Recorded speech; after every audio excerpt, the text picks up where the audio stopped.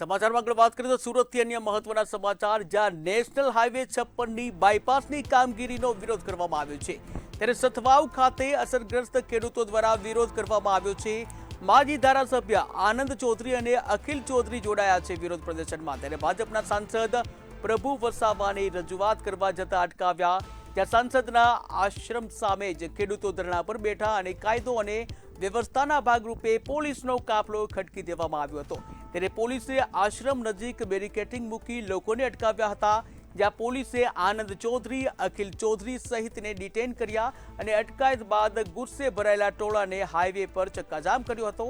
ત્યારે સ્થળ પર પોલીસ અને ખેડૂતો વચ્ચે ઘર્ષણના દ્રશ્યો જોવા મળ્યા હતા।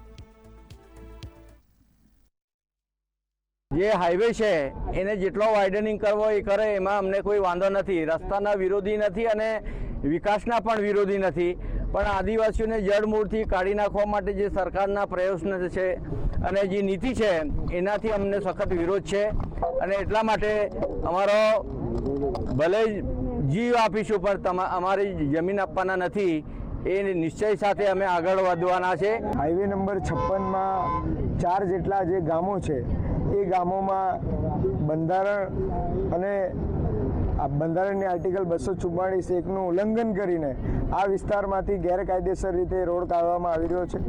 આ વિસ્તારની જે ગ્રામ સભાઓ છે, આ વિસ્તારમાં એ ગ્રામ સભાઓએ એનો વિરોધ નોંધાવ્યો છે અગાઉ પણ, અને 12 જેટલા અન્ય ગામો પણ છે એની પણ જમીન સંપાદન થઈ રહી છે। આ ખેડૂતોની માત્ર એક જ માંગ છે કે આ વિસ્તારમાં જે હાઈવે આવેલો છે એ જ હાઈવેને રીડેવલપ કરવામાં આવે અને આ જે ખેડૂતોની વધારાની જમીન સંપાદન થાય છે એને રદ કરવામાં આવે।